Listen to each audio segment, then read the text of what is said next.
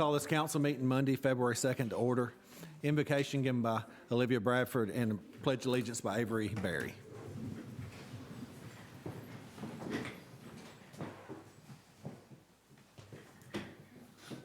Let us pray. Dear God, thank you for bringing us here safely today. Please help our leaders to be kind, fair, and wise as they make decisions. Help us all to listen to one another and work together for the good of our community. Thank you for our town and the people who serve it. Amen. Amen. Amen.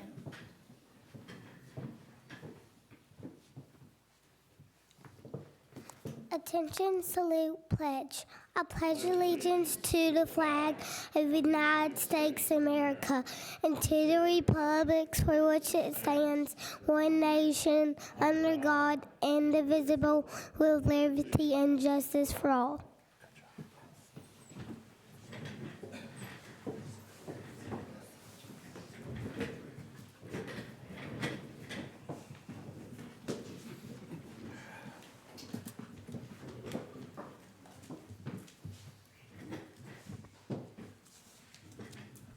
Ms. Phillips, you do the roll call, please. Mr. Stewart? Mr. Stewart? Here. Ms. Tolliver? Here. Mr. Ashburn? Here. Ms. Frederick? Here. Mr. Bailey? Here. First thing tonight is adopt the agenda. Do I have a motion to adopt the agenda? I make a motion. Do I have a second? Second. All in favor, say aye. Aye. Any opposed? Agenda's adopted. Next is approval of previous minutes. I have a motion to approve those minutes. I'll make that motion. Do I have a second? Second. Any discussion on the minutes? Hearing none, we'll vote. All in favor, say aye. Aye. Any opposed? Minutes are approved. There's no old business, so we'll go to new business. Number one tonight is consider the ordinance to rezone property on Bellhart Drive. This is the time and place for the public. Mr. Kimmer said we still have to do it. Time and place for the public hearing. Anyone here for this? I'll say Mr. Perkins did email today to let us know he wouldn't be able to make it tonight, but we told him it was okay. Anyone here against this? This is the third time, still no one. Okay. So no one here against it. That'll conclude the public hearing. So do I have a motion to approve this rezoning? I'll make that motion. Do I have a second? Second. Any discussion on that? Hearing none, we'll vote. All in favor, say aye. Aye. Any opposed? Motion carries. Number two, consider the resolution to award the mowing bid contract. The low bid was to Dallas Phillips at $64,000. Do I have a motion to approve that? I'll make a motion. Do I have a second? Any discussion on the mowing bid? Hearing none, we'll vote. All in favor, say aye. Aye. Any opposed? Motion carries. Number three, consider the billboard lease agreement with New South Media Group. Do I have a motion to approve that? I'll make that motion. Do I have a second? Second. Any discussion on that? Hearing none, we'll vote. All in favor, say aye. Aye. Any opposed? Motion carries.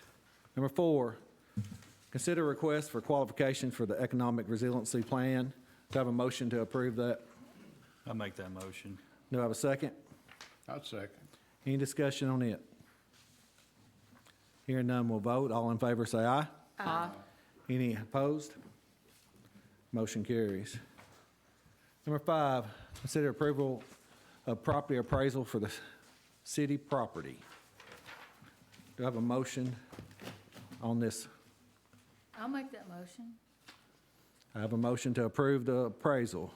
Do I have a second? No second. Motion to die for lack of second. Any other motions on the floor? That dies in lack of motion. Number six, consider appointment for Street Department Superintendent. Mayor, you have a recommendation you'd like to do? I do, Mr. President. I would like to recommend Mr. Todd Bradford for that position. Thank you, Mayor. You have a recommendation from the mayor. So do I have a, I'll I make a recommend that- motion, or I'll make a motion that Todd, I say gets the job. He's already doing it, so. yeah, I'll second. have a motion and a second to make Todd Bradford the street department superintendent. Okay? Any discussion on that? Hearing none, we'll vote. All in favor, say aye. Aye. Any opposed? Motion carries. Number 7, before we can talk about number 7, I'll need a motion to set the rules aside first. I make a motion, we set the rules aside. Do I have a second? Second. All in favor, say aye. Aye. Any opposed? All right, that's approved. Number 7, consider the memorandum of understanding with the Bynum Foundation for Two Sisters Square. So do I have a motion to approve that? I make a motion. Do I have a second? Second. Any discussion on that? Hearing none, we'll vote. All in favor, say aye. Aye. Any opposed? Motion carries. That'll conclude the meeting. We will do the reports at the end of the work session. So do I have a motion to adjourn from the meeting? I make that motion. Do I have a second? Second. All in favor, say aye. Aye. We're adjourned. Give me just 1 minute and we'll move to the work session. Oh, you good? Yes, sir.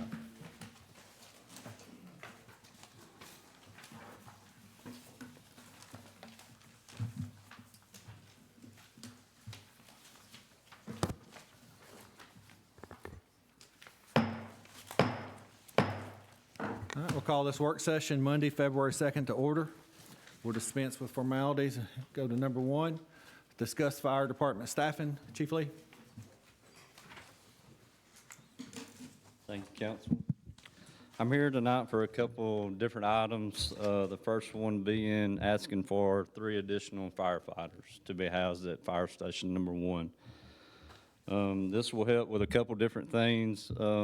Number 1 being our ISO rating to maintain a 3 here in the city, which affects insurance premiums. So with that staffing, we would be able to staff our ladder truck on all structure fires. In addition to, it would give us extra personnel for boat response, technical rescue, hazmat, and apparatus for brush fires. The second part of that, I think it would greatly benefit us with our overtime issue that we've been having. I think having this extra manpower would help with our staffing on that, and we feel like it would drastically cut that down. Along with, we have several that have reached their retirement years and could retire. So with that going forward, if we could get more personnel in-house, it would help when those guys do leave, losing that experience and that time, that we could have somebody there already that's certified and help fill that slot when they do leave. Some numbers to point out that's listed in the paperwork. You should have the last staff increase that we had was roughly 20 years ago in 2005.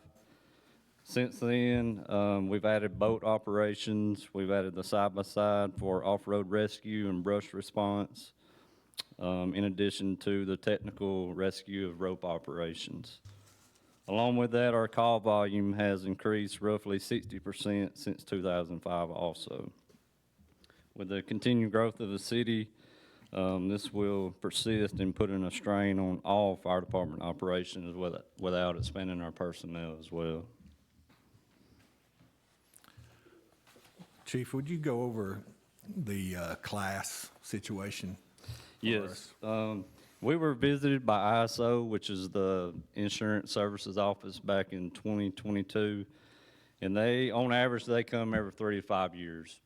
And at that time, we had a Class 3 rating, and that's what we currently have also. But they did advise us if we are not able to respond with our ladder truck on all structure fires, that we will drop to a rating of 4, which will increase insurance ratings, or insurance premiums. Spoke to a local insurance agent, just kind of questioning what kind of increase we'd be looking at, and we were told around 15%. So with this one additional personnel per shift for a total of 3, we would be able to respond with that ladder truck 99% of the time. Okay. Will you also go over the firefighter class, about how often they actually give those classes and what the need would be to rush this along? Yes, we over the years, we've typically been sending our new recruits to Fort Payne because it's a local They've been very generous to us and working with us and helping us out there. And even those classes tend to fill up pretty quick, so this is something we'd have to move rather rapidly on to be able to get in March. We're currently in the process of hiring right now for one slot, an open slot that we do have. So not guaranteed that we could get them in this class, but we would definitely shoot for it. And that's becoming an issue for all departments. These classes, once they're announced, they fill up pretty quick. Fort Payne is not the only one. I mean, we have other options out there, but they would probably have to stay through the week to get their training. Yes, sir. So if we hire 3, there's not room but for 1 to go to class. So the other 2 wouldn't really have anything to do. Not for sure on that. We reserved one spot back in October when this guy left for the March school, and that's another thing I was going to touch on. But we did not hire his spot then because we didn't have a school available. So the personnel that left around the 1st of October, we've been sitting empty, with that slot empty, because we did not have a school to put them into. That would do us no good to go ahead and hire them and just have them up here if they're not certified. So we've saved the city some salary and benefits there for several months. Where else would they have a school? Tuscaloosa does one, Muscle Shoals, Anniston, there's several different departments. Got to be a regional training center. Yeah. Let me be clear, the one job's already posted. You're talking about Yes. 3 more besides that one? Correct. Correct. So, Correct.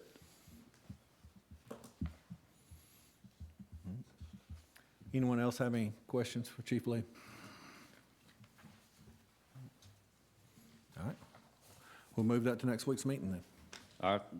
Along with that, and you touched on it a little bit, Mr. Ashford, we have another personnel that is leaving on medical leave and will retire at the end of that medical leave. And with that, we would like to pursue going ahead and filling that position at this same time as well to go ahead and get them certified. So hopefully by the time they come off the books, we've got somebody hired, certified, and ready to go to work, which will, again, will drastically cut down on overtime cost. That's the other item I was When will wanting to you put in know front of how you many tonight. slots we can have in the school if we have any? It show right now online. It shows Fort Payne is full, but there's another class in Anniston that has available spots, and a class in Muscle Shoals. I believe Anniston would be a little closer, but Yeah. they do have slots available. But you're also going to have to post it and go through all the interviews to get to that point, so it's going to take a little while. So is Anniston in March also? I think I've got it here.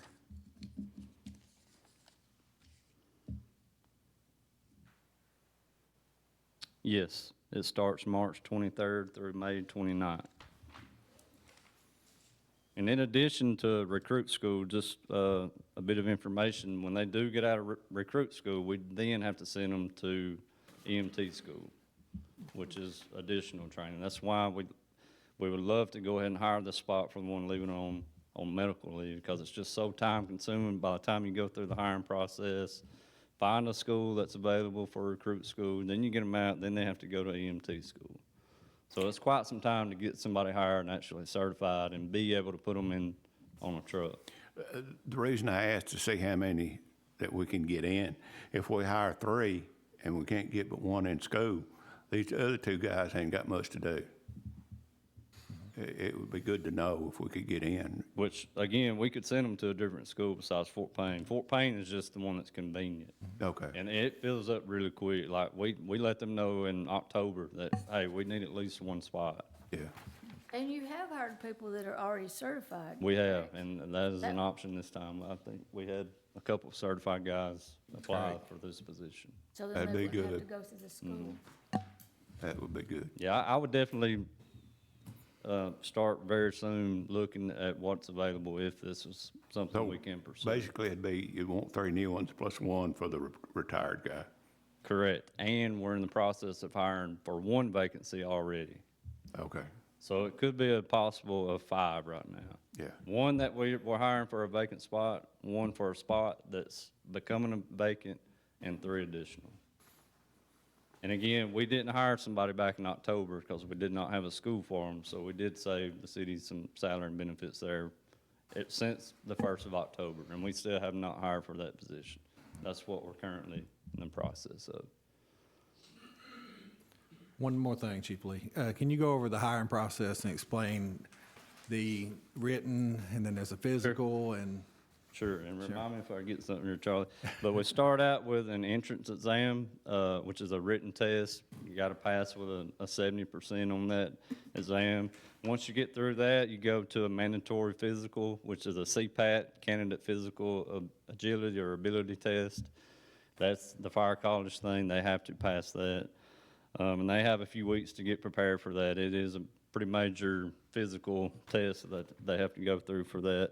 Once they get through that, they will sit in front of an interview committee within our fire department, within members from our fire department, and then they will have an interview with Deputy Chief and myself.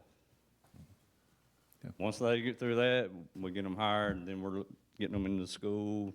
You're looking at 2.5, 3 months for a recruit school, get them back, find an EMT school, get them certified. But the recruit school is the biggie to get them on an engine.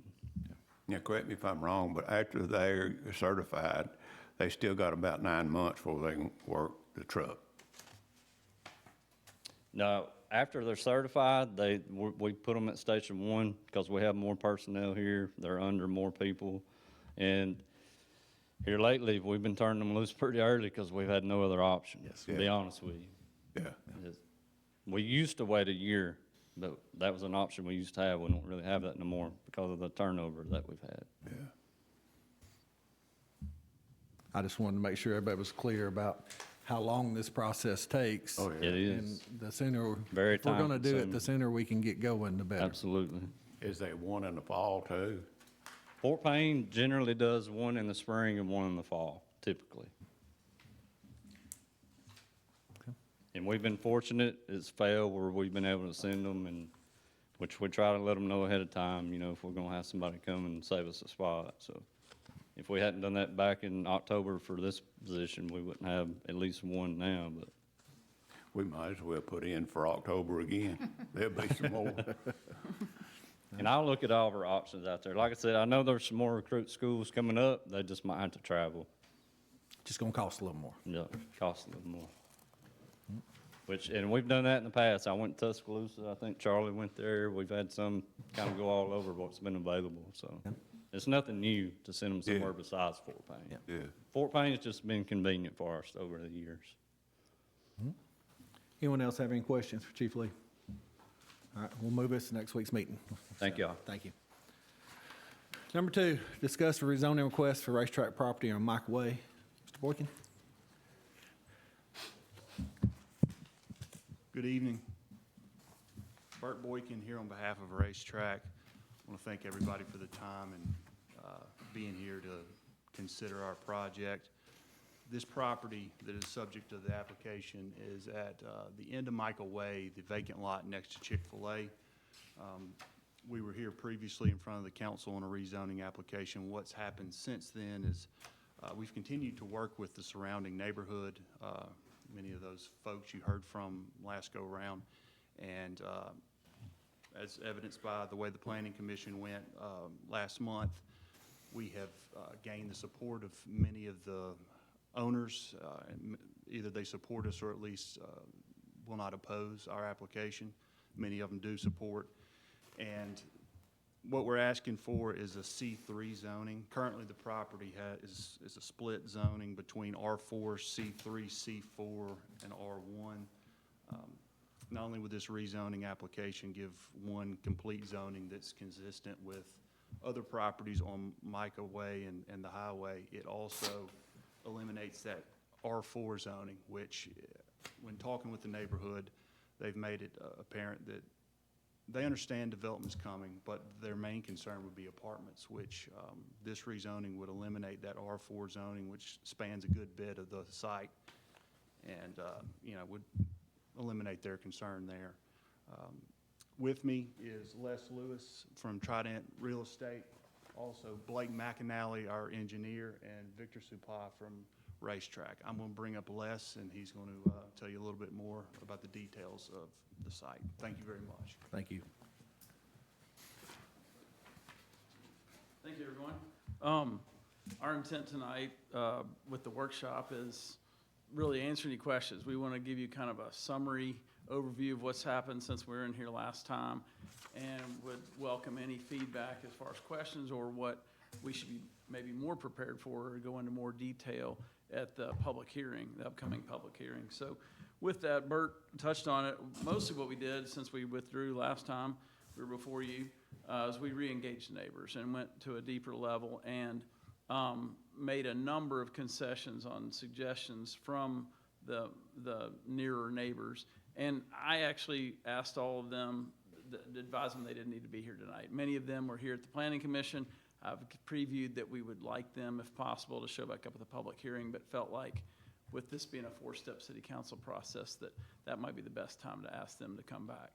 But we've gotten support from many of them, and those that were opposed, those that showed up have gone to they're not opposed anymore. A lot of what we did is, and again, we've got a thumb drive, but it might just be easier to pass out hard copies for now, if I could. Yes, please. I just got 3, but maybe I can share and pass them down. Mostly what this is this is the latest site plan. And for the immediate neighbors, we increased the landscaping to buffer the nearby houses.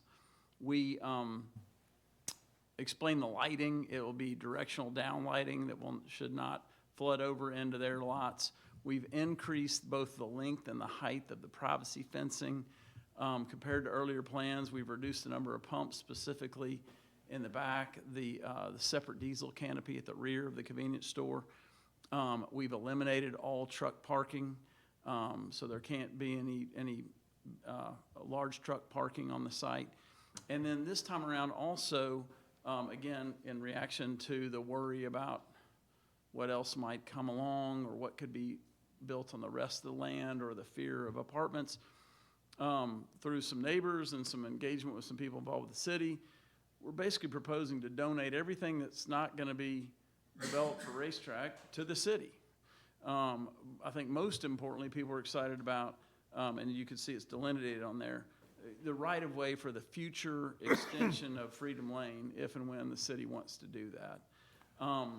And then it was a suggestion that some of the land, I guess I'll call that south of the Freedom Lane extension, about 5+ acres, could be potentially utilized if the city chooses, since it would be a one gift or one donation to the city, that some indication that maybe it could be used by the city's Little League football potentially. Apparently they might be looking for extra field space.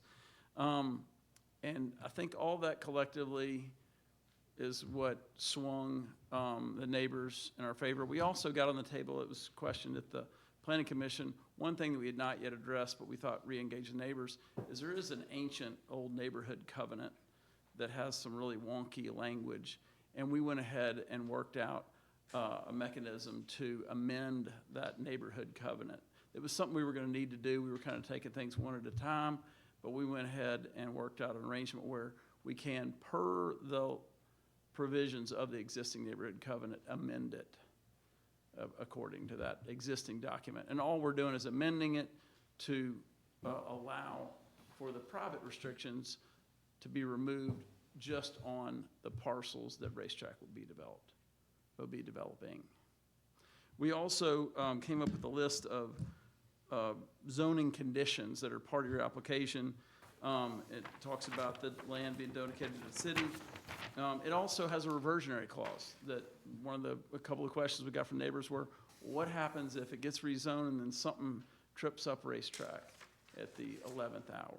So we've got an agreement with the neighbors that's in our zoning conditions or attached to the zoning application that the zoning would revert to what it is now. So no harm, no foul if racetrack or its assignees don't get to close in the land.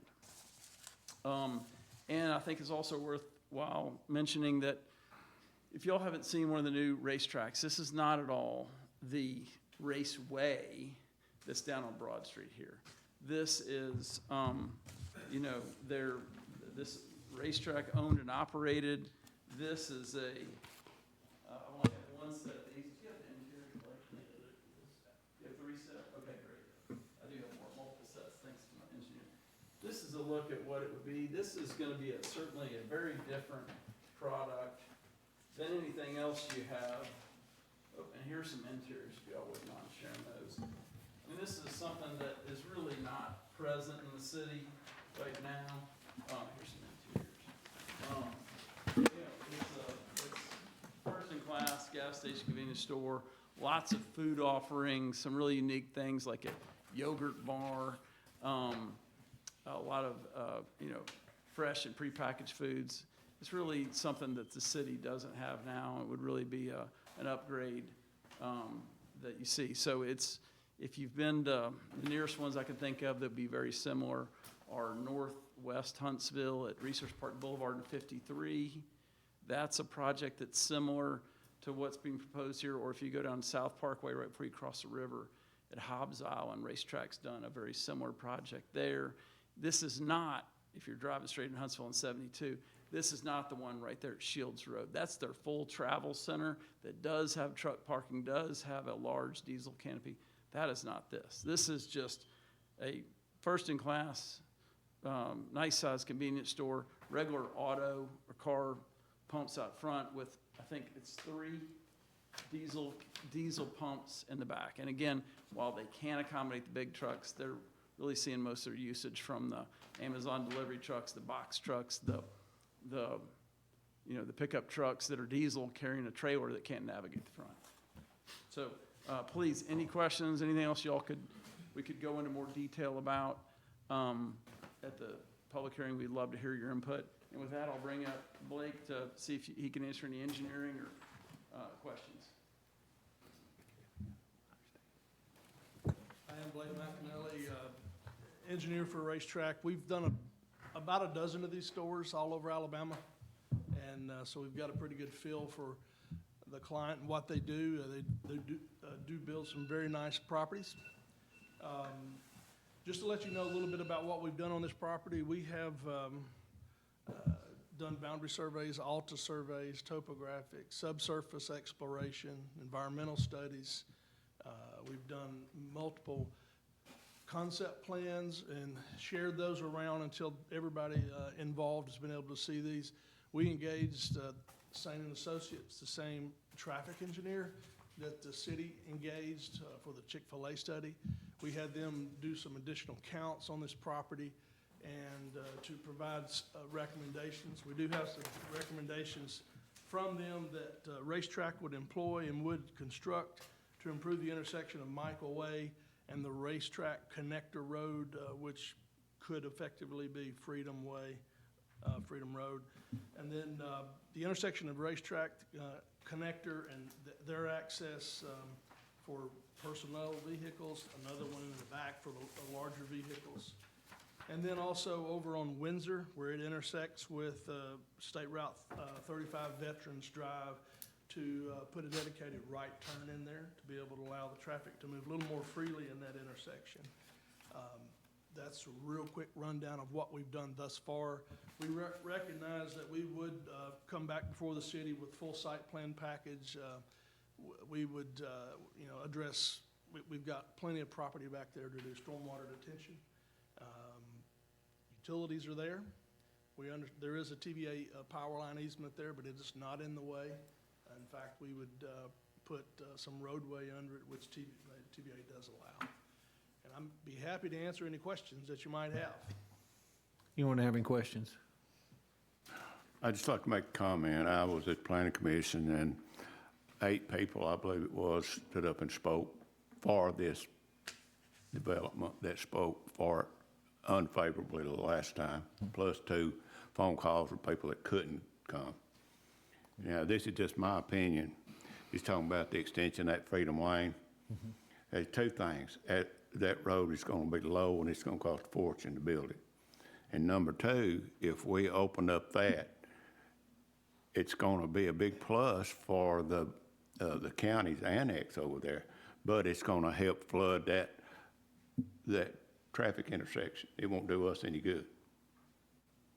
And that property behind that they was talking about with the football field, I don't know if we could afford to build it as low as it is. Well, right now, it's just a suggestion. Sure. I would be all for letting the Little League use it if this all came through at their expense. Yeah, I was just throwing that out. as Yes, yes. Information. Yes. Because right now, it's just gonna be sitting empty. So, Sure, and yes. on the donation, what it becomes, it's donated, Yes. to the city. And we've even, had a thought about donating some of this land directly to the Little League, but then they pay taxes on it. And the city controlling everything beyond to the rear of the racetrack, proposed racetrack development, makes the most sense. It's up to the city, do they want to extend the road, not extend the road, that's a decision the city in the future can make. We're just allowing it, via the property donation. Yeah, I The other get thing- it. I get it, but I was just throwing that information out for the council to be aware of. One thing I'd like to mention is also similar to some of the neighbors that came in support. You recall, Mr. Ashburn, that our land seller is Mr. Blaylock from Fort Payne. He's owned this, I think he said 40 years, and he quoted his age, I don't want to misquote it. 86. 86. He said it's to the time he's gonna sell this, and he's been very patient with us. He knows racetrack and us, we've tried hard, and we're continuing to try hard here, but he's prepared to let it go in one way or the other, and he'll do it soon, he said. So, I think that's what some of the neighbors, they realize that they at least have appreciated that we've come to work with them and tried to make concessions and brought them into the process where they're not confident and shouldn't be confident that the next group to come along will engage them, especially if they don't need a rezone. So I just wanted to add that Mr. Okay. Black, I asked him, he'll likely be here for the public hearing too. but- Okay. I think the residents spoke in favor of it, said that, most of them said that there's going to be something there one of these days. You're not going to keep traffic away. I think that's And I guess the biggest question for us, of course, is always going to be the traffic there at that light. But at the same time, it's a state road. Yep. There's really not a lot we can do about it to start with, so. And I think we've done as much as we can with hiring the same traffic consultant and following their recommendations. It's not an ideal existing situation. It wasn't before Chick-fil-A showed up, and I think one of the things that, I think Blake can vouch for this too, is racetrack, and frankly, any gas station, they're not, by traffic engineering standards, a traffic generator. They capture, for the most part, passing by traffic, and I think any traffic engineer you would hire would have said that, but Sane's design, the traffic engineer's design that we're following, does the best. It creates a throat, it comes up with a design that is as workable as you're gonna have, given the existing conditions. Everything we do along 35-2 will be subject to outlet permitting, rather rigorous. They're gonna look at it for 2, 3, 4 months before they give us that permit. I would say too that the existing intersections in this report are in fact rated as Bs and Cs. Cs, when you look at an intersection, is considered desirable. A and B is great. It means you've got room for growth. C is desirable, D is acceptable. We don't have any Ds. Now, Windsor is a little bit below that, but with this right turn that we are going to add to it, right turn southbound, it will help that a little bit. It'll move the traffic there a little faster. There are gonna be some deceleration lanes, turn lanes that will be added both left and right for this property. So when safety being a concern,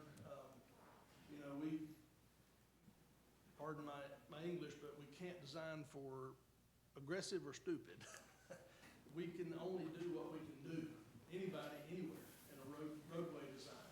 Yeah. So, but we're gonna put these turn lanes in, we're gonna put 3 different turn lanes in to help direct the traffic, get it out of the moving traffic way to be able to negotiate this intersection. So it's gonna help that a great deal.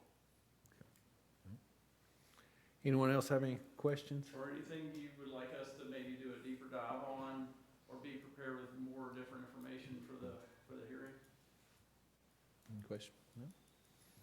All right. So we'll move this to next week's meeting as a vote whether or not to have a public hearing or not. I knew that was the next step. Yes. is You have a meeting where you take a vote on when do I need to have these folks come back No. for that? No. We'll just come back for the Yeah, public. it'll just be a vote and, but definitely a Go public for the hearing. date, and then And if you have a presentation, if it passes to go to a public hearing, if you have a presentation, you could send that by email or something and we can get that on the screens for you also. So, you're welcome. All right, thank you. All right, number 3 tonight, discuss a resolution to apply for the USDOT Build Discretionary Grant. Mayor, are you gonna go over that?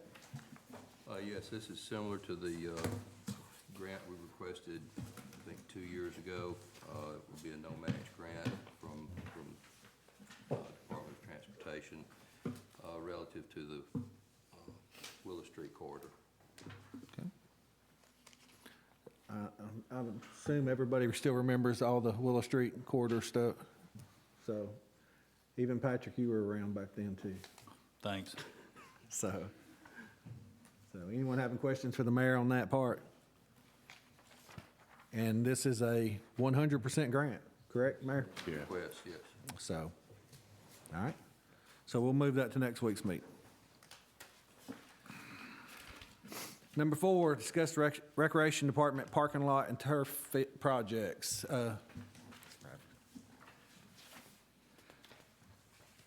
Pam brought you a whole separate folder. It says recreation on it. And if you don't care, we're gonna start out with the parking lot. And it is the shared parking lot by the softball complex, pickleball, and the dog park. You do have a proposal in here.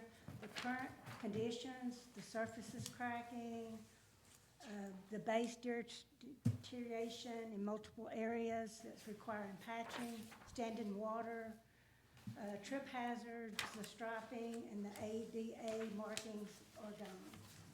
The scope of this work, mill and resurface approximately 111,000 square feet of asphalt, cut and patch approximately 30,000 square feet of failed base area, and apply new asphalt overlay. It's gonna improve the drainage where needed, and then restriping. If we repair it now, I know it will have to go out for bid, but you do have the quote there. If we wait and do it later, the cracks are gonna widen, sub-base failure begins, potholes gonna increase, drainage. It's probably gonna double the cost if we wait 5 to 7 years to do it later. You do have a quote. The overlay is 1.5 units. Cut and patch 2 inch. Then he's gonna do, install 50 wheel stops. Now, this is just that one part. It's not that other That's corner? the front. Because it seems like it's in worse shape than that one. But when we send it out for bid, we can add that and. I think we bid, if we're gonna bid, we bid both separately and get a good look at what that's gonna be. But I also think it goes along with the rest. If we're gonna do the rest, Yes, sir. it would go along with that, so. Okay. Let's start out with the turfing. The turfing project is all-weather fields. It's going to increase tournament hosting capacity, reduce the maintenance cost and workload, expand programming and league opportunities. It will strengthen Scottsboro reputation as a sports designation. We're looking at doing all 8 fields, just not 4. We've got veterans and Bynum listed. Benefits, you're gonna have fewer rainouts, safer, consistent surfaces, low maintenance. And it's gonna be more affordable than doing new construction.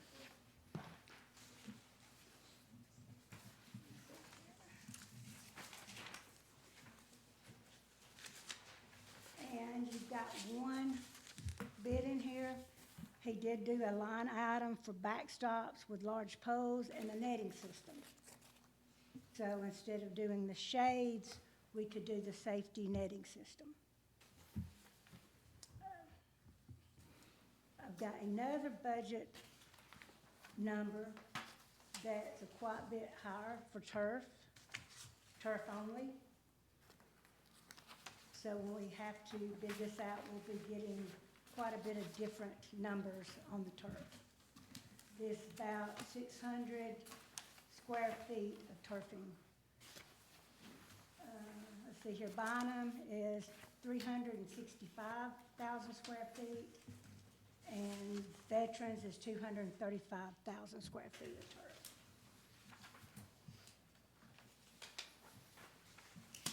Any questions? They will come down later and give us accurate numbers. This was just budget numbers that we got real quick, so.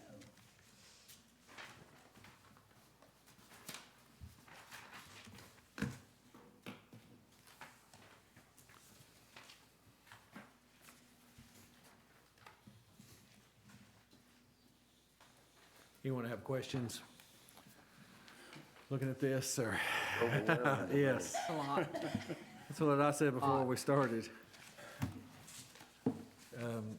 These are definitely things that are gonna have to be sit down with the finance director, see how it's gonna be able to be paid for before we could even consider voting on. But that gives us a start with numbers. But I appreciate you getting these. This is what we've been looking forward to, so we can move forward.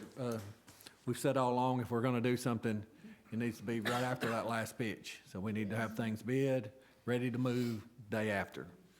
And if you can't do then you can't do it, because then we're gonna end up losing more than one season of ball. The So, shades, the one that he gave us a quote on for both complexes. It was a large rectangle, 4-post. It would go from the concession stand and cover the bleachers. Like the sales we had at Bynum, Ball still managed to go through those holes. Yeah. There is different options we can go, so. He said that the fabric pricing is about $4.75 per square foot of fabric. And then to install, $4,000, so. If that's the shading. But if we do the netting with the other company, we wouldn't have to go with the shades. yeah, it's built into that price already. Yeah. The only thing, you wouldn't have the sun protection. I would like to ask, I know you said everything outfield and infield, all turf, but is there any way we can look at maybe only turfing the infield Yes, ma'am. and then just seeing numbers? Yes, I'll get back with him tomorrow and get him to do it both ways. Okay, So, I think that would.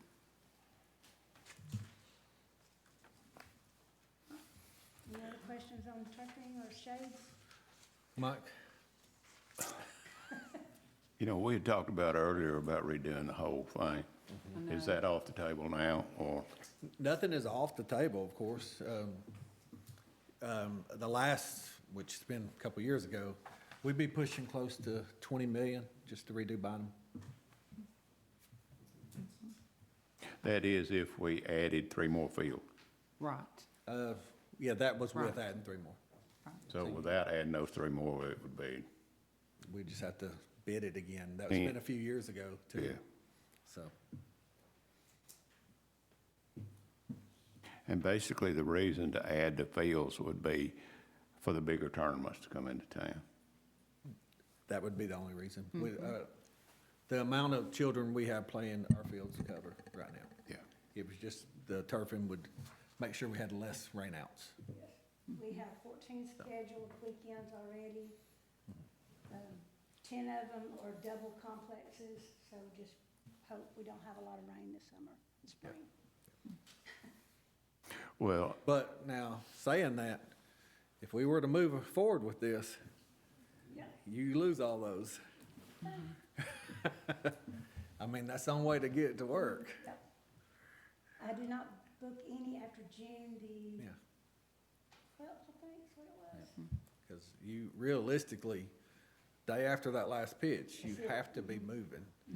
So you don't lose no more time than you're already gonna lose.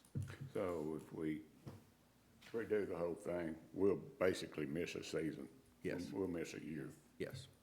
Be behind. If you were to rebuild completely, I don't know about just turfing. I believe if you, day after, if you had them working, we could not lose the season of ball. Which, was it Fort Payne? They end up losing one season when they Yes, redid, the yes. one that gave us that one Yeah. quote, that's in your packet. Yeah. That's the company that did Rainsville's Fields. Okay. But Fort Payne, when I reached out to someone over there, they told me that, yes, they had lost one season, but that season didn't really hurt them, the amount of money they have made Yes. up. Yes. But that's what I'm saying, if we're just gonna turf, if we timed it right, we could not lose that season and not lose any money. Right. Just put everybody on one field if we, Yeah, well, the next, if y'all have any other questions about turfing or shading or. The other thing I had was, it had fencing around the recreation. That is actually the Boys and Girls Club playground that's in between the two places. You've got a budget in there, so we've just got to decide if it's gonna be ours or the Boys and Girls Club. so you see, amount. Yeah. I got it. So there's some fencing that needs to be repaired and stuff over there. And it's come to our knowledge that we still own the playground over there. Yes. And so the situation is are we gonna keep the playground and keep it up for them? Or put it on the table of just donating the playground to the Boys and Girls Club and let them do as they wish with it? So.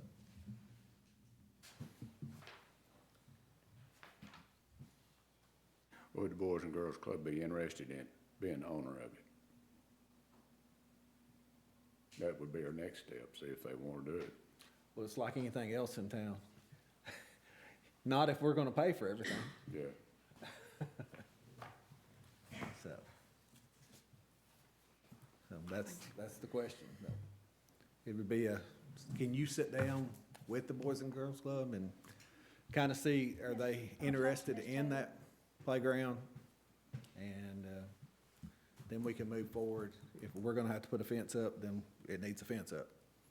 So, and then we I'll can, get with Ms. Taylor tomorrow and see Okay. how she feels. She'll probably have to get with her board. of course, Sure. But she can set that up and maybe know before next week. yes. Okay. Thank you.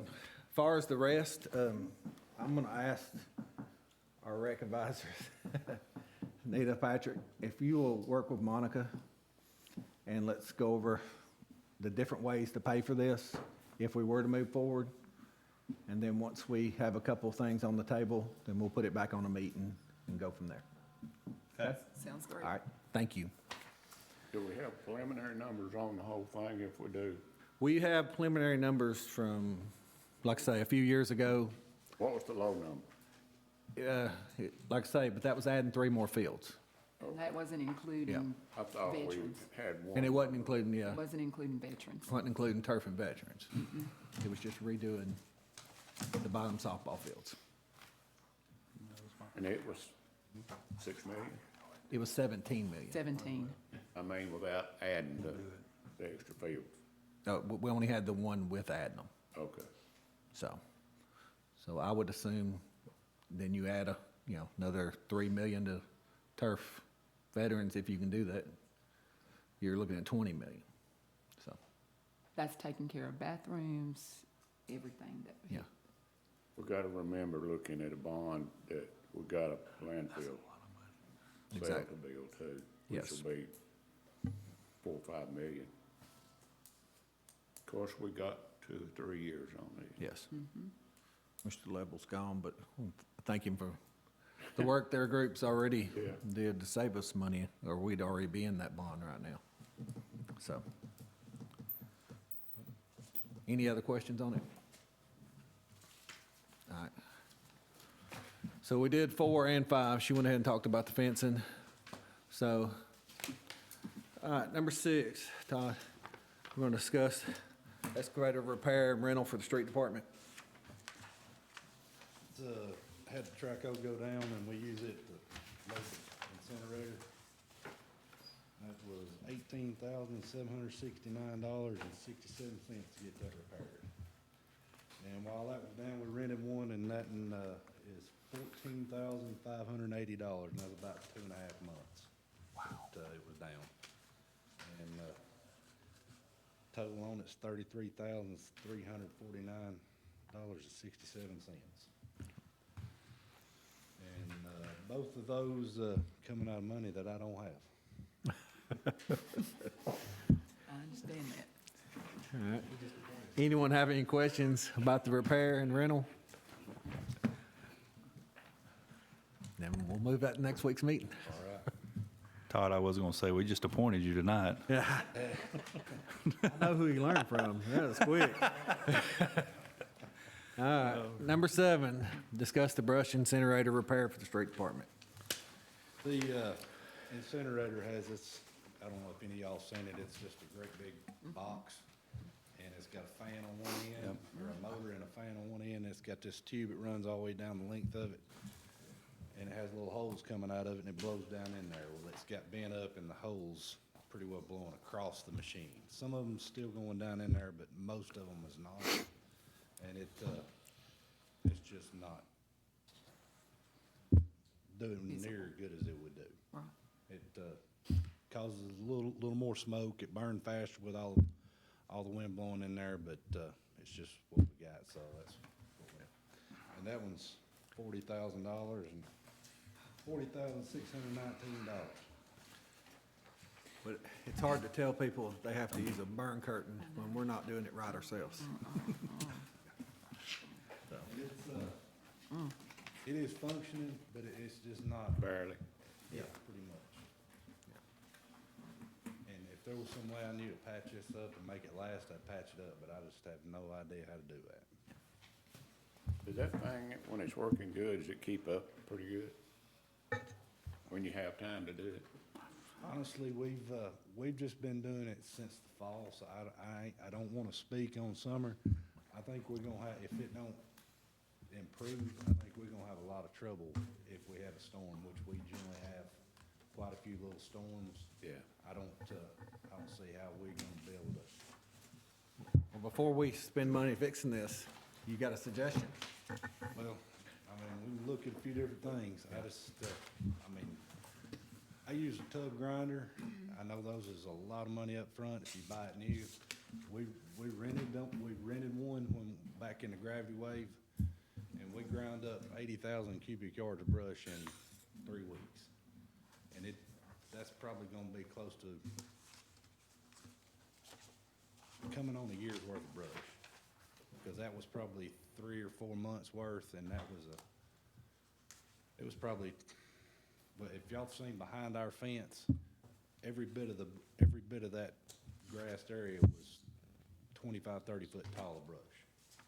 And we ground all that up in 3 weeks. Well, when you grind it up, where do you take the chips, to the landfill? We got them piled up and they rotted. We give them out, I mean, it's dirt now, but we've been giving that and the rotted leaves to anybody that comes along and wants it. Yeah. Give a lot of people come get it for mulch. Thanks. Not so much of that as we do the leaves. Tons of people come and get the leaves. We usually, what we suck up in a year's time, we usually run out just as we're pushing up the next batch. Wow. So that works out pretty good with the leaves.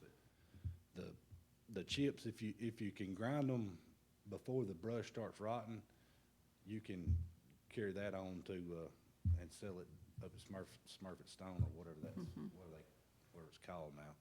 We tried that a few years ago, or 10, 12 years ago, I guess, and we let it rot too much, and they didn't want it. So you pretty well, if you're gonna grind it and sell them, you're gonna have to stay at it. You almost need a grinder. To pretty well rent one, we can just pile it up. That's kind of how we've done it the past. We've done it twice. And then we paid people to do it before Stacy was doing it. Maybe in the same bunch, I really don't even know. We were spending about $250,000 a year Or that, I think. chipping, so. Yeah, when we rented the grinder, now I'm sure it's went up, but it was $25,000 for a month. And of course it used a load of fuel, but I mean, probably $35,000 would cover it. But now I don't know that, as far as I don't know if you can rent them anymore. But I'll get ahold of Vermeer. That's who we used last time. I tried to get ahold of the guy today, and he didn't get back to me. But I think we looked at buying one time instead of renting, but yeah, it was high. yeah, they're usually a little better than $1 million. Yeah. It'd probably pay for itself, but it's over time, over a long period of time. Yeah. Well, if we can lease one, we won't never have to fix one. Do what? If we lease one, we won't never have to fix one. You still gotta keep the teeth. Now, you're responsible for the teeth. Are you? Yeah, and they're probably $150 a piece. Yeah. And there's probably 40 or 50 of them on there. Yeah. One piece of metal runs 1 or 2. It's an ordeal any which way you go. Yeah. I ain't saying that burning it ain't the best way. I ain't sold on it myself. All right, if we move this next week's meeting, could you have us just a cost on rental too, just to check it? I will. And we could have both those in our packet. Repair this and that. And we'll just see. Okay. All right, thank you.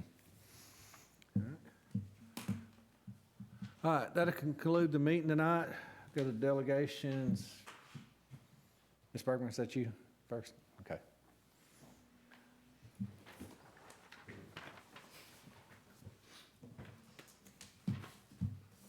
Mayor, councilmen, councilwomen, thank you for the opportunity to allow me to come back before you concerning Two Sisters Square.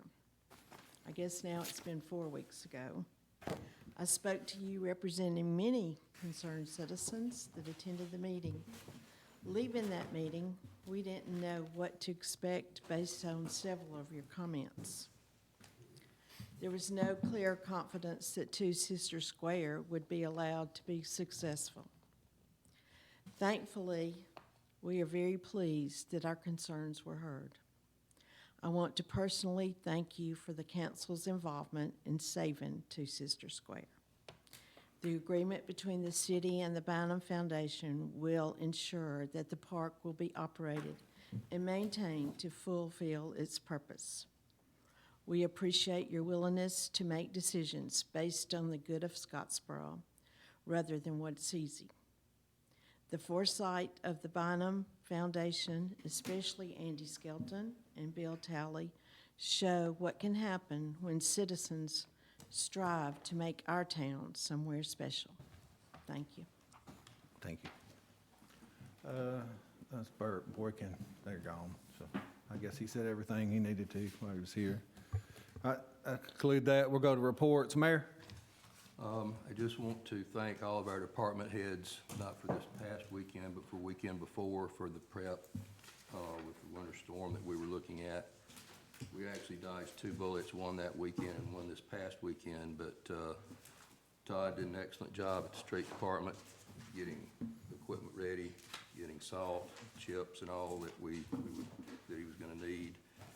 Had everything loaded, had equipment pre-deployed where they needed to be, pieces where they needed to be. Had staffing at the fire department and the police department. And special thanks to Pam. I had asked her to prepare to open the RecCom as a warming center if we lost power, which we did not lose, fortunately. we were prepared in case that happened. And they actually did open a warming center, the rescue squad building, but I don't think they didn't have any residents, yeah. So we were very fortunate. The other thing is we had a great weekend in Scottsboro for high school athletics. Both the men's and ladies bowling teams came home as 1A to 5A state champions. Scottsboro men are the 2026 AHSA 5A indoor track and field state champions, and the Scottsboro Lady Cats are the 2026 AHSA 5A runner-up. So this was a really great weekend for us, and it's just following right along with last year. Yep. That's all I've got, Mr. President. Thank you. Mr. Stewart? I was just piggyback off of the mayor. It's pretty neat to see the stadium lit blue as well when we win a state championship. So hopefully we can continue doing that with the women's, girls basketball as well. So just want to congratulate Todd on your appointment tonight. You've been doing a fantastic job over the years and very well deserved on your promotion today. Anthony, you're doing a great job as well. And Pam, thank you for taking the lead on the ball fields. That's something that we've invested in a long time ago. And to keep up with some of the places around us, we have to do the things. But I appreciate you going ahead and getting some tournaments already scheduled on there as well. So I know we talk about the department heads and thanking them or whatever, but their jobs are not easy. They get thrown curveballs all the time, not to use it because I just talked to Pam, but they have a difficult job. And I know we ask a lot. I mean, especially with Monica coming up with money a lot of times. So, but just want to thank everybody coming out tonight. I see Vicki in the back. Are y'all kind of warming up to talk to us about the barbecue festival in October? So, but that's all I have. Thank you. Thank you. Ms. Tolber? I have a few things. One, to let you know, on Friday night, I do need you at Hambrick Hall, everybody, and if you can travel on Saturday to go to Gunnersville for the boys. But support our girls and our boys, please, for basketball. I want to say I'm so proud of us moving forward with the Two Sisters Park Square, and because all of us want what's best for our community, and that's it. Thank y'all for coming out, and Todd, congratulations. You are well deserved for you. Thank you. Mr. Ashburn? Mayor, I got a question. Are we still under the county commission's debris contract? Yes, With the debris contract or the Yeah. paving contract? The debris? No, not that I'm aware of. Which contract were you talking about? When a storm comes through and it's declared a disaster, I thought we were under their, Well, we would be under the county's debris contract for disasters. okay. Yes. Because tornado season's coming up, and that's all I have. Thank you. EMA, and you can't get that out. I have one more Okay, thing. go I'm ahead, sorry. go ahead. Mayor, when can we have another paving meeting? Soon. Okay, very soon, please. Thank you. I noticed they were back in town paving, but I don't know how, as cold as it's been, but I'm glad they are. I just hope it lasts. So just want to say I appreciate everyone coming out. I'm just going to go over the schedule since we haven't been here in a while. Next Monday, the 9th, we will have a meeting. The 16th, we'll have a work session, and the 23rd, a meeting. So that being said,